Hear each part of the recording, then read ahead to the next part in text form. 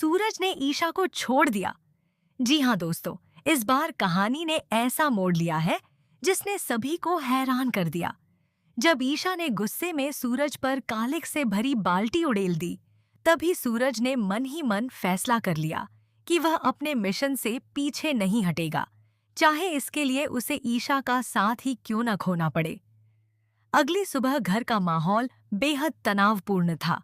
ईशा ने सीधे सूरज से सवाल किया, क्या तुम यह डॉन वाला रास्ता छोड़ोगे या नहीं? सूरज ने शांत लेकिन दृढ़ आवाज में जवाब दिया, ईशा जी, अगर आपको मेरे जैसा पति स्वीकार नहीं है, तो आप मुझसे अलग हो सकती हैं या मंगलसूत्र उतार सकती हैं। मैं आपको कभी नहीं रोकूंगा। सूरज की यह बात सुनकर ईशा कुछ पल के लिए बिल्कुल स्तब्ध रह गई। उसने कभी नहीं भी सोचा था कि सूरज इतनी आसानी से रिश्ता खत्म करने की बात कह देगा। वह चाहकर भी कोई जवाब नहीं दे सकी। घर से निकलते समय ताई माँ ने सूरज को रोकने की कोशिश की। उन्होंने कहा, बेटा, रिश्ते गुस्से में नहीं तोड़े जाते। लेकिन सूरज का जवाब दिल तोड़ देने वाला था। उसने कहा, रिश्ता तब टूटता है जब भरोसा खत्म हो जाता है। ईशा को अब मुझ पर भरोसा ही नहीं रहा। इसके बाद सूरज सीधे कोर्ट पहुंचा। उसने तलाक के कागज तैयार करवाए और बिना किसी हिचकिचाहट के उन पर अपने हस्ताक्षर कर दिए। फिर वह दस्तावेज ईशा के पास भिजवाते हुए संदेश भेजता है, अगर तुम्हें यह रिश्ता मंजूर नहीं है तो इन कागजों पर साइन कर देना। मैंने हमेशा सिर्फ तुम्हारे भाई आरव और तुम्हारे पिताजी के असली गुनहगारों को सजा देने की कोशिश की है। अगर इस लड़ाई में मुझे अकेला चलना पड़े तो मैं अकेला ही चलूंगा। तलाक के कागज देखकर ईशा के हाथ कांप उठते हैं। उसका दिल और उसका फर्ज आमने सामने खड़े हो जाते हैं। एक तरफ उसे सूरज की अच्छाई पर भरोसा होने लगता है, तो दूसरी तरफ उसका आईपीएस अधिकारी होने का कर्तव्य उसे कानून का साथ देने के लिए मजबूर करता है। ईशा आखिरकार कहती है, सूरज, मैं एक आईपीएस अधिकारी हूँ। अगर तुम अपना डॉन वाला रास्ता नहीं छोड़ोगे तो मैं तुम्हारे साथ नहीं रह सकती। यह सुनकर पूरा परिवार उसे समझाने की कोशिश करता है। ताई मां कहती हैं कि सूरज कभी अपराधी नहीं था। हालात ने उसे यह रास्ता चुनने पर मजबूर किया।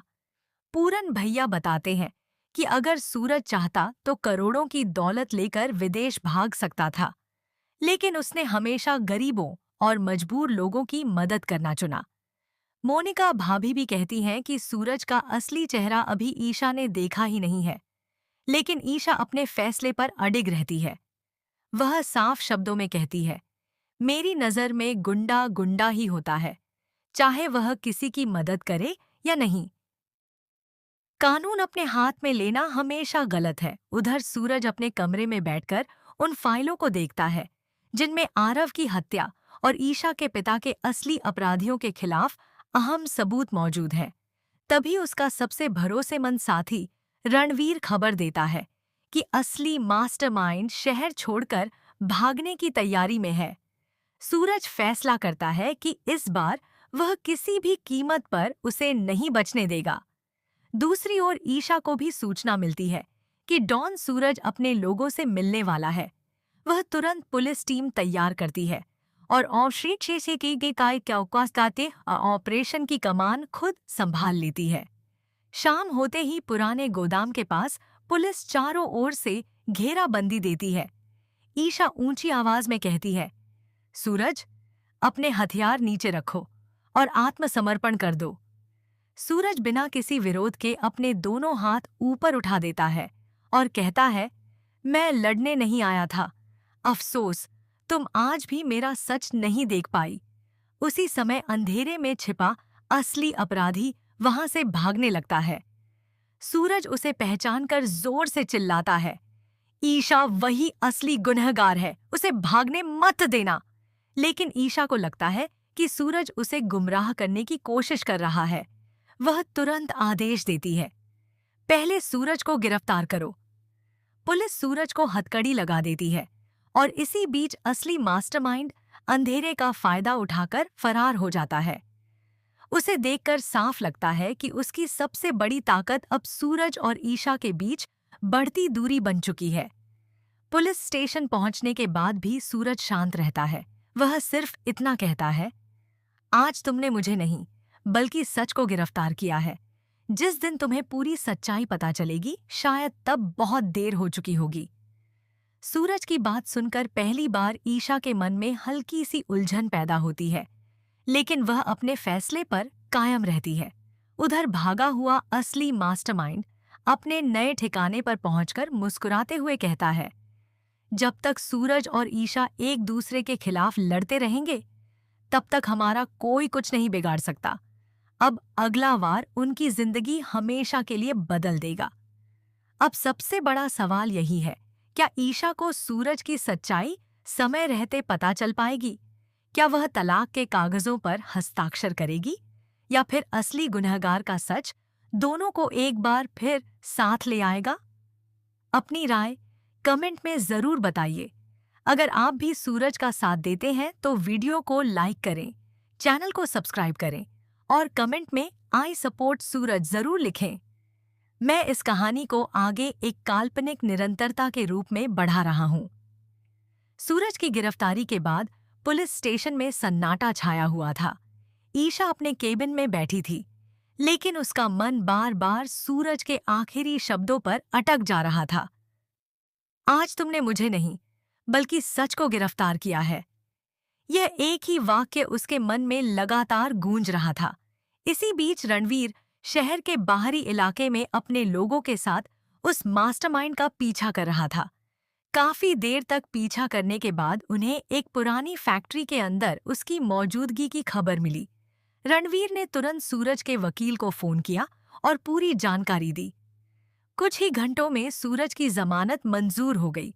वकील सभी जरूरी दस्तावेज लेकर पुलिस स्टेशन पहुंच गया। कानूनी प्रक्रिया पूरी होने के बाद ईशा को मजबूर होकर सूरज को रिहा करना पड़ा। रिहा होते समय सूरज ने एक बार भी ईशा की तरफ नहीं देखा। वह चुपचाप बाहर निकला और सीधे अपनी गाड़ी में बैठ गया।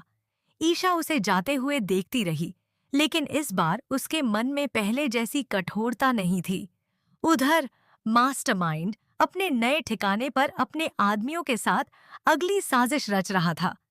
वह बोला, अब समय आ गया है कि सूरज और ईशा दोनों को हमेशा के लिए रास्ते से हटा दिया जाए। अगर ये दोनों एक हो गए तो हमारा खेल खत्म हो जाएगा। उसने अपने सबसे खतरनाक शूटर को आदेश दिया कि अगले 24 घंटे के अंदर ईशा पर हमला किया जाए, ताकि शक सूरज पर जाए और दोनों के बीच बची हुई उम्मीद भी खत्म हो जाए। अगले दिन ईशा एक सरकारी कार्यक्रम से लौट रही थी। तभी उसका गाड़ी पर अचानक गोलियां चलने लगीं। पुलिस की टीम तुरंत जवाबी कार्रवाई में जुट गई, लेकिन हमलावर अंधेरे का फायदा उठाकर भाग निकले। हमले की खबर कुछ ही मिनटों में सूरज तक पहुंच कर रणवीर ने कहा, भैया, यह हमारे दुश्मनों का काम है। अब हमें क्या करना चाहिए? सूरज ने बिना एक पल गंवाए जवाब दिया, ईशा को कुछ नहीं होना चाहिए। चाहे वह आज मुझसे नफरत करती हो, लेकिन उसकी जान मेरी जिम्मेदारी है। सूरज अपने लोगों के साथ उस रास्ते पर पहुंच गया जहां से हमलावर भागे थे। थोड़ी ही देर में एक बदमाश उसके हाथ लग गया। सूरज ने उससे सख्ती से पूछताछ की। पहले तो वह कुछ नहीं बोला, लेकिन जब उसे लगा कि अब बचना मुश्किल है, तो उसने एक ऐसा नाम लिया जिसे सुनकर सूरज भी हैरान रह गया। उसने कहा, इस पूरे खेल के पीछे पीछे वही आदमी है जिसने आरव की हत्या करवाई थी, और ईशा के पिता पर हमला भी उसी ने करवाया था। अब उसका अगला निशाना खुद ईशा है। यह सुनते ही सूरज समझ गया कि दुश्मन अब पहले से कहीं ज्यादा खतरनाक चाल चल चुका है। दूसरी तरफ ईशा अस्पताल में प्राथमिक इलाज के बाद अपने केबिन में बैठी थी। तभी फॉरेंसिक टीम की रिपोर्ट उसके सामने रखी गई। रिपोर्ट में साफ लिखा था कि हमले में इस्तेमाल किए गए हथियार और कारतूस का सूरज के गिरोह से कोई संबंध नहीं।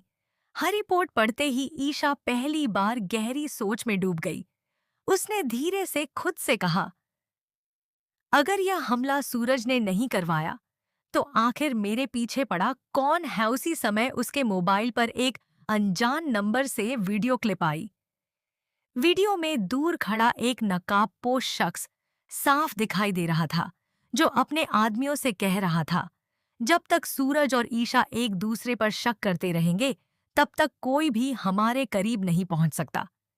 वीडियो खत्म होते ही ईशा के चेहरे का रंग उड़ गया। उसे पहली बार महसूस हुआ कि शायद सूरज शुरू से सच कह रहता। अब सवाल यह था कि क्या ईशा अपनी सबसे बड़ी गलती सुधार पाएगी, या फिर दुश्मन उससे पहले अपना अगला वार कर देगा। वीडियो देखने के बाद ईशा पूरी रात सो नहीं सकी। उसके सामने बार बार वही सवाल आ रहा था, क्या उसने जल्दबाजी में सूरज को गलत समझ लिया। अगली सुबह उसने उस वीडियो की जांच साइबर सेल को सौंप दी। कुछ ही घंटों में रिपोर्ट सामने आ गई। वीडियो के साथ किसी तरह की छेड़छाड़ नहीं की गई थी। यह असली रिकॉर्डिंग थी। रिपोर्ट पढ़ते ही ईशा के मन में पहली बार सूरज की बातों पर भरोसा होने लगा। उधर सूरज भी अपने ठिकाने पर बैठा अगली योजना बना रहा। रणवीर ने नक्शा सामने रखते हुए कहा, भैया, हमारे मुखबिर ने बताया है कि मास्टरमाइंड आज रात पुराने बंदरगाह के गोदाम में अपने विदेशी साथियों से मिलने वाला है। अगर इस बार भी वह बच गया तो उसे पकड़ना लगभग नामुमकिन हो जाएगा। सूरज ने बिना देर किए फैसला लिया। इस बार उसे जिंदा पकड़ना है। सिर्फ वही ईशा के सामने पूरी सच्चाई ला सकता है। इधर ईशा ने भी उसी ठिकाने पर छापा मारने की तैयारी शुरू कर दी, लेकिन उसे यह नहीं पता था कि सूरज भी वहीं पहुंचने वाला है।